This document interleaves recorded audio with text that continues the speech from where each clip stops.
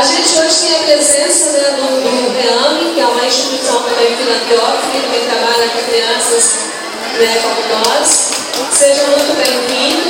Eu sou Júlia Sara, sou diretora da instituição e desejo a vocês uma boa vinda.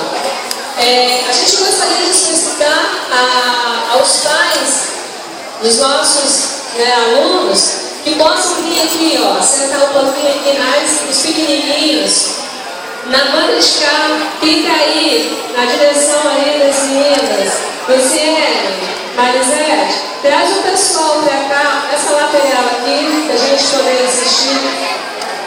Quem está na PAN também, seja bem-vindo, os pais também.